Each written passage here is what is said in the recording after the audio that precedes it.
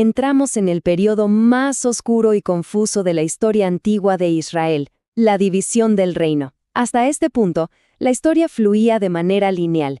Sin embargo, de pronto, la narrativa se quiebra en dos, dando inicio a una época profundamente marcada por el caos y el conflicto. Para comprender esta ruptura es necesario retroceder un poco en el tiempo. El rey Saúl unificó el reino y David lo expandió. Luego llegó el turno de Salomón, célebre por la construcción del majestuoso templo. Pero estas obras monumentales tuvieron un costo social altísimo. Fueron financiadas mediante impuestos aplastantes, la confiscación de tierras y el trabajo forzado del propio pueblo. Resulta revelador observar cómo estos hechos cumplen, con absoluta exactitud, una antigua advertencia profética. En el libro de Primera de Samuel, el profeta había advertido exactamente esto. Declaró con firmeza que un rey tomaría a los hijos del pueblo para sus ejércitos, confiscaría los mejores campos y viñedos e impondría pesadas cargas hasta convertirlos en siervos. La advertencia fue cristalina. No obstante, el pueblo decidió ignorarla. Durante el reinado de Salomón, aquella solemne profecía se materializó en una dura realidad. La inminente división estalla precisamente a causa de aquellos agobiantes impuestos coimpuestos por Salomón. Tras su muerte, su hijo Roboam hereda el trono, pero de inmediato se enfrenta a la figura de Jeroboam. Jeroboam era un antiguo servidor que se había refugiado en Egipto tras recibir la promesa divina de que gobernaría sobre 10 de las tribus de Israel. Al regresar, confronta al nuevo monarca exigiendo un alivio para las cargas económicas del pueblo. Ante esta profunda crisis política, Roboam busca consejo.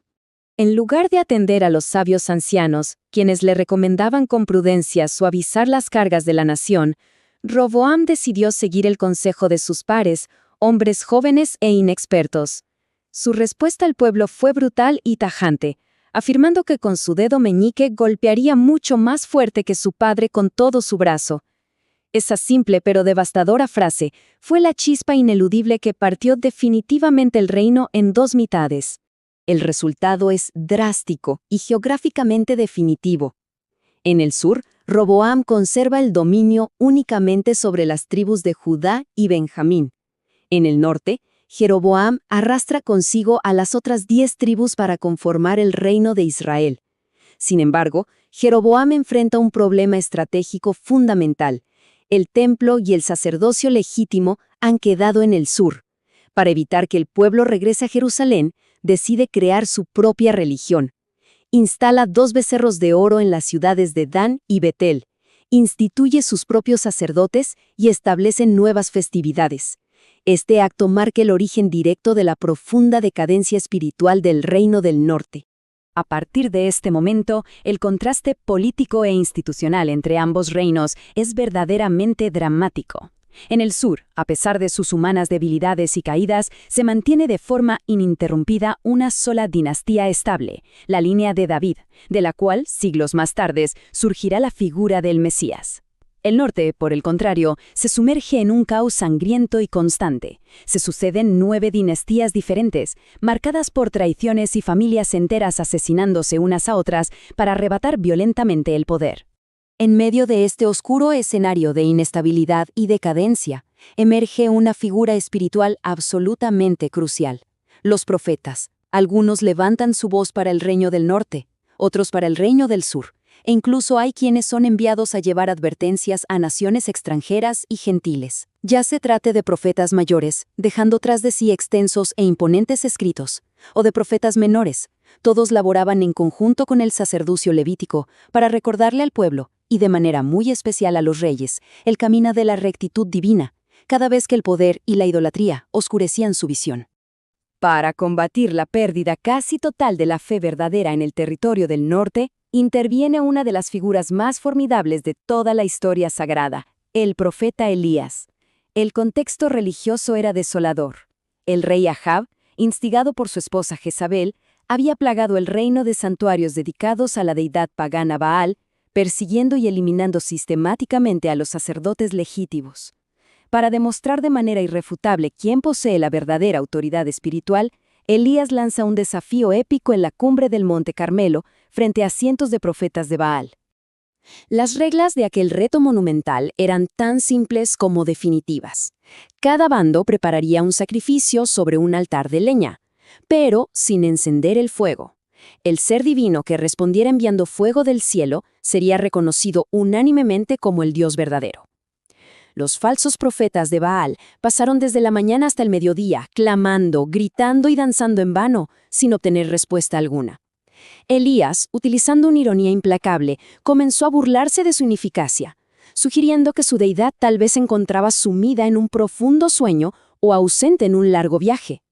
Cuando finalmente llega el turno de Elías, el profeta realiza un acto impensable desde el punto de vista lógico.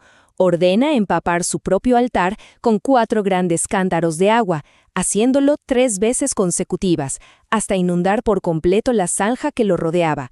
Acto seguido, eleva una solemne y breve oración. De manera inmediata, tal como relata fielmente la Escritura, un fuego abrasador desciende directamente del cielo. Este fuego devora no solo el novillo del sacrificio y la leña, sino que absorbe hasta la última gota de agua contenida en la zanja. El impacto visual y espiritual es absoluto, llevando al pueblo a postrarse en tierra y reconocer nuevamente sus raíces sagradas. El final del ministerio terrenal de Elías resulta ser tan milagroso y espectacular como lo fue su propia vida. Teniendo la certeza de que su tiempo en este mundo llegaba a su fin, camina hacia las aguas del río Jordán en compañía de su fiel discípulo y sucesor, Eliseo. Al llegar a la orilla, Elías golpea las aguas con su manto profético, abriendo un camino en tierra seca. Antes de su inminente partida, Eliseo le pide heredar lo mejor de su espíritu, una doble porción de su autoridad. Una petición inmensamente audaz que estaba a punto de ser concedida de forma asombrosa. Mientras maestro y discípulo continuaban caminando y conversando, un imponente carro de fuego tilado por caballos de fuego apareció repentinamente, separando físicamente a los 2 hombres. En ese mismo instante, Elías fue llevado hacia el cielo en medio de un majestuoso remolino. Eliseo, recogiendo del suelo el manto que había caído de los hombros de su maestro, regresó en soledad a la orilla del río Jordán y golpeó firmemente las aguas. Las aguas se dividieron una vez más, confirmando una verdad teológica vital. El poder no residía exclusivamente en la persona de Elías, sino en el Espíritu de Dios que, a partir de ese solemne momento, guiaba y descansaba sobre Eliseo. Eliseo continuó y expandió la sagrada misión profética en el turbulento reino del norte, realizando milagros extraordinarios, siendo uno de los más memorables la curación de Naamán. Este hombre era un poderoso, rico e influyente jefe militar del imperio sirio, pero padecía en secreto la terrible enfermedad de la lepra. Siguiendo el humilde consejo de una joven niña israelita esclavizada en su propia casa, Naamán acude en busca del profeta Eliseo. El profeta, demostrando que la gracia divina no rinde pleitesía al honor humano, ni siquiera sale a recibir al general en persona. Únicamente le envía la instrucción a través de un mensajero de lavarse 7 veces en las aguas del río Jordán. Naamán, profundamente ofendido en su orgullo militar, está a punto de marcharse lleno de cólera, pero la sensatez de sus sirvientes logra convencerlo de someterse a la obediencia requerida. Al obedecer y sumergirse 7 veces consecutivas en las aguas, la piel de aquel rudo y orgulloso militar queda completamente limpia y restaurada. Lo verdaderamente trascendental de este relato es la profunda lección divina que encierra detrás del acontecimiento físico. No fueron las propiedades naturales del agua del río Jordán las que curaron a Naamán, sino el inmenso poder omnipotente de Dios operando de manera exclusiva a través de su acto de obediencia. Más aún, la providencia divina utilizó de forma deliberada los instrumentos más humildes y marginados de la sociedad de aquel entonces, como lo fueron una joven esclava cautiva y unos simples sirvientes, para lograr quebrantar el ego de un poderoso general extranjero y atraer a un gentil hacia la verdadera fe.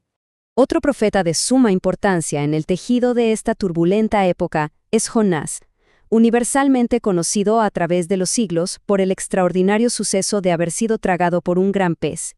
Sin embargo, el aspecto teológico más profundo de la historia de Jonás no reside en el milagro del pez, sino en sus oscuras motivaciones y resistencias internas. Jonás recibe el mandato directo de Dios de dirigirse a Nínive, la temible e imponente capital del imperio asirio, con el propósito de advertirles sobre su inminente destrucción. El profeta huye deliberadamente en dirección opuesta, porque los asirios representaban al enemigo más brutal, despiadado y sanguinario de la nación de Israel. Jonás sabía perfectamente en su interior que la misericordia divina perdonaría a la ciudad de Nínive si ésta se arrepentía de sus pecados, y él, en el fondo más oscuro de su corazón, deseaba contemplar la aniquilación absoluta del gran enemigo de su pueblo. Tras ser devuelto milagrosamente a tierra firme, Jonás finalmente, aunque con renuencia, cumple su misión profética.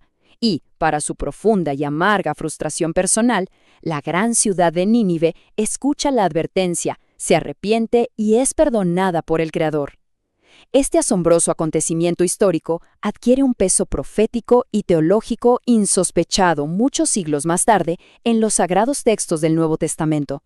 El propio Jesucristo hace una referencia solemne a este antiguo evento, declarando ante las multitudes que, así como Jonás estuvo 3 días y 3 noches sepultado en el vientre del gran pez, de la misma manera el Hijo del Hombre estaría oculto bajo la tierra. Es una conexión inquebrantable y majestuosa, donde la antigua historia de los profetas prefigura de manera perfecta y detallada el futuro misterio central de la redención, la muerte y la gloriosa resurrección. Para enmarcar todos estos formidables eventos espirituales en una perspectiva histórica y cronológica rigurosa, debemos observar la línea del tiempo. La dolorosa división del reino unificado de Israel ocurre en el año 930 antes de la era de Cristo. La misión y advertencia llevada a Nínive logró retrasar temporalmente el juicio, pero la historia siguió su curso implacable. Eventualmente, en el año 722, el brutal y despiadado imperio asirio invade y conquista de manera definitiva el reino del norte. ¿Cuál es el trágico e irreversible desenlace de esta invasión? Las 10 tribus que conformaban el reino de Israel son cruelmente deportadas, desarraigadas por la fuerza de su tierra ancestral y dispersadas a lo largo y ancho de todo el vasto imperio asirio. Son asimiladas gradualmente por naciones y culturas extranjeras, desapareciendo para siempre de la historia como una entidad política unificada. A pesar de la tragedia del amargo exilio y la pérdida total de su sagrada tierra prometida, la inmutable narrativa bíblica destaca con fuerza que este remanente de pueblo disperso jamás fue abandonado por la mirada de Dios. El libro de Tobías captura de manera excepcional y conmovedora el verdadero espíritu de resistencia espiritual de esta oscura época.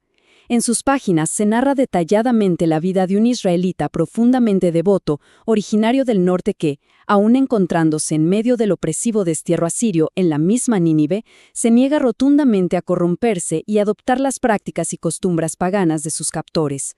Tobit, o Tobías, demuestra una fe inquebrantable al arriesgar su propia vida y su preciada libertad civil con el único propósito de dar digna y sagrada sepultura a los cuerpos abandonados de los muertos de su pueblo, soportando con paciencia la persecución y manteniendo intacta su integridad moral frente a la más severa adversidad.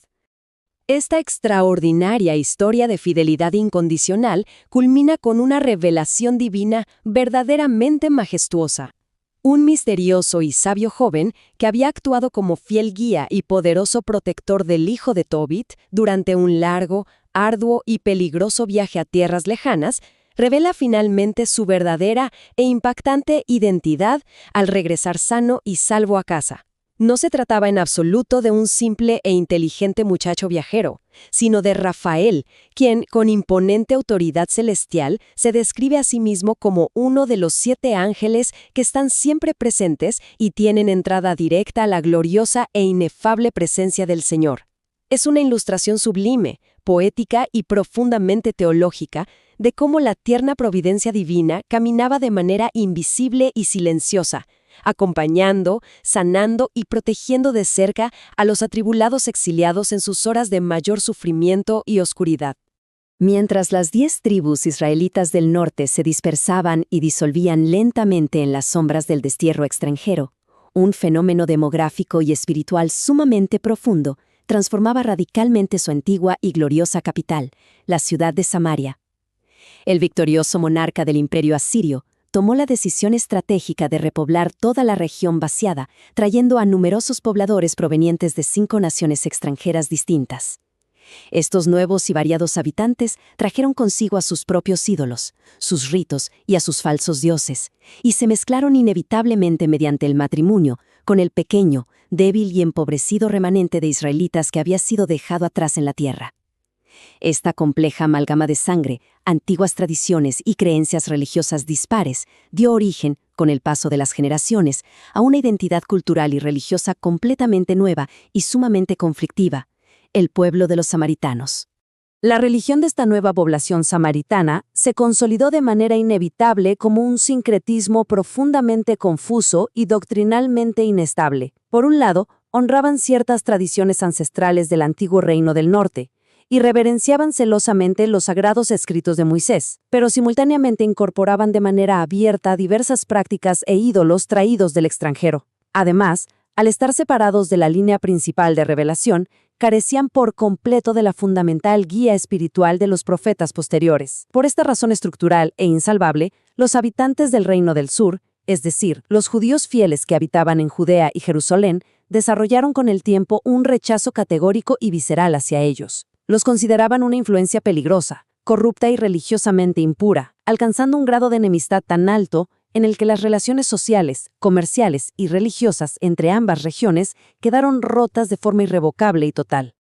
Comprendiendo a cabalidad este denso y complejo trasfondo histórico de mutua y milenaria animosidad, resulta de vital y suprema importancia observar con detenimiento los relatos evangélicos que ocurrirían mucho tiempo después. Siglos después de la trágica división original del reino, Jesús de Nazaret rompe sorpresivamente todos los esquemas culturales y prejuicios sociales de su estricto tiempo al acercarse de manera deliberada a un pozo ancestral para hablar, escuchar y mostrar sincera deferencia hacia una mujer de origen samaritano. El profundo encuentro refleja una piedad y sabiduría divina inagotables que entiende a la perfección que estas poblaciones marginadas no eran directamente culpables de las funestas decisiones políticas y religiosas cometidas por sus antepasados. Durante este trascendental diálogo, junto al pozo, la mujer plantea abiertamente el antiguo y divisivo debate geopolítico y teológico que los separaba. ¿Cuál es, en verdad, el lugar sagrado y legítimo determinado por Dios para la adoración? ¿El monte sagrado en Samaria o el imponente templo establecido en Jerusalén?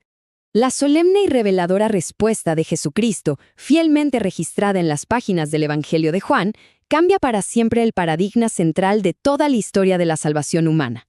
Con suprema autoridad, declara que llega la hora, y de hecho ya ha llegado a través de él, en que la adoración pura y verdadera no dependerá jamás de un monte geográfico en el territorio del norte, ni de los imponentes muros de la ciudad santa de Jerusalén en el sur. Establece de manera irrevocable que Dios es espíritu, y por lo tanto aquellos que anhelan adorarlo genuinamente deben adorarlo en espíritu y en verdad. Esta revelación definitiva y gloriosa inaugura oficialmente una nueva alianza espiritual eterna, donde el centro absoluto e inamovible de la fe verdadera ya no es más una coordenada geográfica física o una estricta afiliación tribal exclusiva, sino el conocimiento íntimo y la participación en el sacrificio perfecto que trasciende, redime y unifica toda antigua división y frontera creada por el hombre. La dolorosa historia de este reino dividido, la progresiva y destructiva adopción de sus ídolos paganos y su eventual y trágica caída definitiva, no constituye únicamente un frío relato de la antigüedad geopolítica o un mero dato histórico olvidado en el tiempo. Es, sobre todo y ante todo, un espejo nítido, atemporal y profundamente advertidor de la frágil naturaleza del alma humana. Así como el antiguo reino del norte colapsó irremediablemente al edificar con soberbia sus propios sistemas y altares falsos, alejados de la verdad divina, con el único y vano propósito de retener el control y el poder terrenal, resulta imperativo y necesario trazar con honestidad los paralelos morales en nuestra propia vida en la actualidad. Al contemplar en silencio el caos, la desobediencia y la ceguera espiritual que fragmentó y destruyó a esta nación desde su mismo interior, la solemne reflexión final que debe perdurar en el fondo de nuestro corazón es esta. Perdona las veces en que he coqueteado con los ídolos modernos del placer efímero, la lujuria, la amarga envidia, la sed de poder, el vacío de la fama y el frío egoísmo. ¿Qué ambiciones desordenadas estamos permitiendo ciegamente que dividan, corrompan y dominen el frágil reino de nuestra propia vida espiritual hoy en día?